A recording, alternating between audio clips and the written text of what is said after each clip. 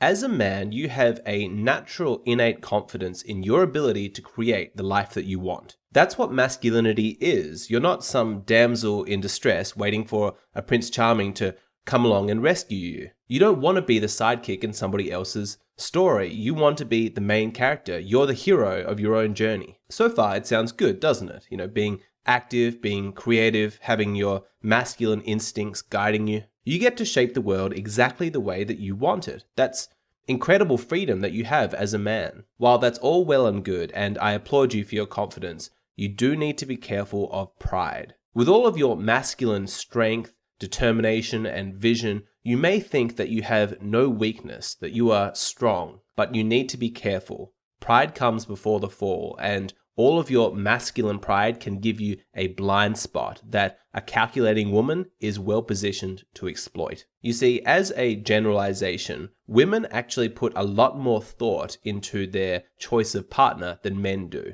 The reason for this is because, unlike men, women typically adapt their lives to suit the lifestyle of their chosen man. If she dates a cowboy, then she moves to the ranch and learns how to ride horses. If she dates a businessman, then she moves to the inner city. If she dates a musician, then she travels with him around the country while he's on tour. It's just what happens. Women adapt themselves to suit their male partner. And before anybody goes crying sexism or patriarchy, this isn't something that is imposed upon women. It's just what they're attracted to. They like a man who is masculine and independent and has his own life going on. Women don't want to date a man that is going to adapt his life to suit her, because that's not masculine. But give her a man who is active and ambitious and has a strong masculine purpose, she finds that really sexy. If you ever tell a woman that you're dating, I have no plans of my own, I have no ambitions, I'll tell you what, I'll just adapt my life to suit you, I'll just support you in whatever you're doing.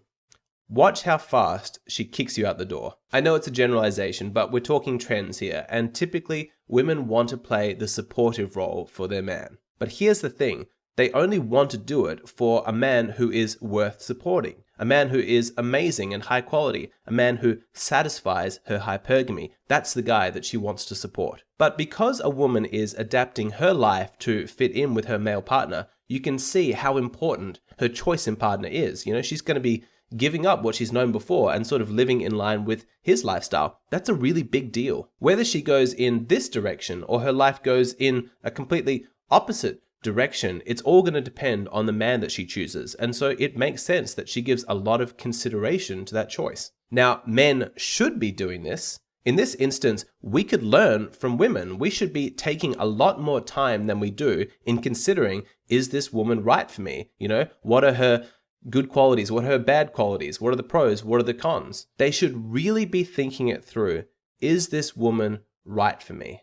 But they don't tend to do that. And the reason is masculine pride. They actually think that it's not that important, but they're so wrong. They don't think that they're going to have to change their life that much based on the woman that they choose as their partner. After all, as the man, they're not going to be adapting their life to suit the woman's. And so in their minds, they're thinking, well, I'm just auditioning for a supportive role. It's not that big of a deal. When they picture their life in the future, they picture it exactly the way that they've always wanted, with all of their plans coming to fruition. If I want to be a cowboy, I'll be a cowboy. If I want to be a musician, I'll be a musician. The only difference I can see is if I have a girlfriend, I've got a pretty girl on my arm, then I'm going to be well supported. Instead of, returning home from work to a bachelor pad, I'll go to a well-maintained house and a woman who loves me and is helping me raise our children. But fundamentally, my direction in life is already set. I'm going to do what I'm going to do. He thinks that because he is the man and overall he's going to still be in charge of the major decisions and choosing the major life direction, that his choice in specifically which woman he chooses to, support him and be his partner,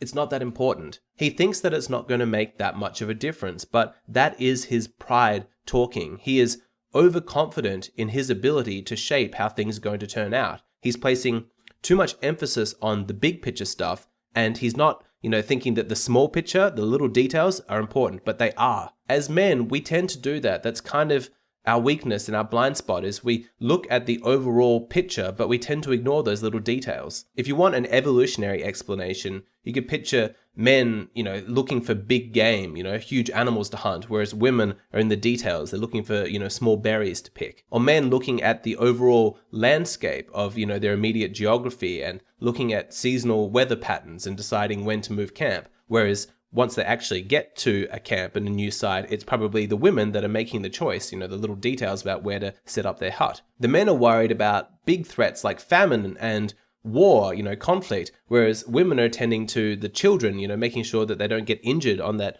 hour-to-hour basis. You see this all over the place. It's men looking at the big picture, the big details, and women looking at the small details. You probably have seen this inside your own relationship, that you're better at looking at those overall plans, whereas the actual functioning of your relationship and keeping, things actually moving, those little details, the woman is better at that stuff. I actually think that that's beautiful. It's one of those ways that men and women complement each other so well. But do you see the mistake that men can make here when they get lost in pride, thinking that only the big picture stuff is important? The actual reality of life, the real bedrock of your existence, is made up of billions or trillions or quadrillions of tiny little moments. It's in those moments that actual happiness is to be found. Many of the guys watching this know from personal experience that whether you choose this woman or that woman, you're going to have a radically different experience of all of those little moments. Now, regardless of which woman you choose, woman 1, 2,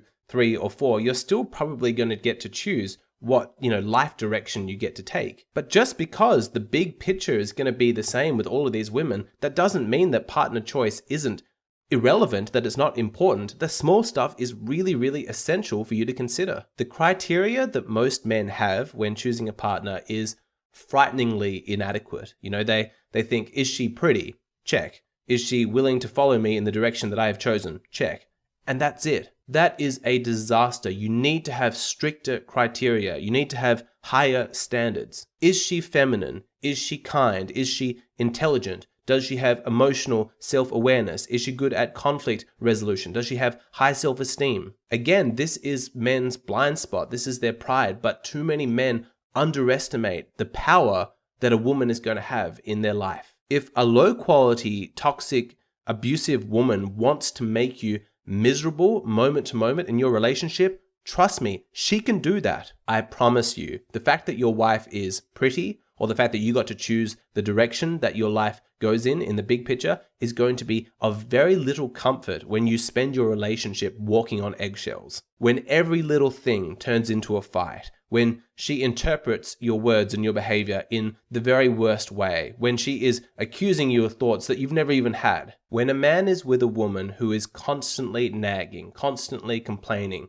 insulting him, belittling him, when she's being selfish and entitled and demanding that he makes bigger and bigger sacrifices for her sake, it's at that point that a lot of men realize how important partner choice is. But it's too late. You've merged your finances, you've had your children, you've combined your life with this woman, and it's not going to be easy to extricate yourself from that. Lots of men, they do this. They underestimate the power of women. They get cocky and they think that control over the masculine sphere of life is all that's important. They're so wrong. You can't be afford to be casual about this stuff. Lots of guys, they just, sleep with a pretty girl, and because she showed interest in him, it's like, all right, let's go in a relationship and we'll just see how things work out. That attitude, that cross your fingers and hope for the best, I'm here to tell you, it's not good enough. In this instance, we need to learn from women. The amount of time that women spend interrogating their potential partners, investigating their masculinity, their prospects, men need to spend the exact same amount of time actually investigating the qualities of the women that they're considering being in a relationship with, investigating her kindness, probing her intelligence, testing her femininity. Here's the truth of it. If you're thinking of your future wife as a sidekick, then you've already misstepped, because you have placed the masculine as more important than the feminine. That miscalculation is going to cost you, because you have underestimated the power of the feminine. That is dangerous, and it means that you are ill-equipped to defend yourself should the feminine turn against you. So swallow your pride. Your future girlfriend or wife is not going to be your sidekick. She's going to be your partner, and she's going to have massive power over whether or not you are happy.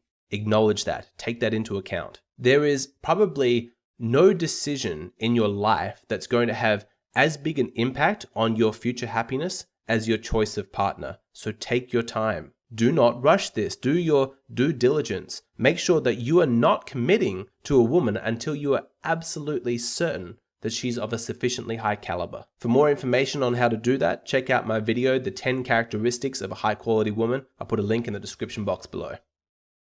Have you ever had a fight with your girlfriend about how she's dressed? You know, like you go out in public and she's wearing like a low-cut top or a short skirt or something like that, and guys are hitting on her, and you're thinking she should be dressing more modestly. You know, we're a couple, this isn't appropriate. But you had a fight about it because it's like, you know, she's saying, hey, this is my individuality, it's my choice. It's a complex topic. Do you have a right to tell your partner how to dress? You know, what is reasonable expectations? Anyway, I go into a full exploration of the topic. I give my advice. It's all available in my latest Patreon video. $5 a month for my Patreon. It's great value, heaps of videos. Go check it out.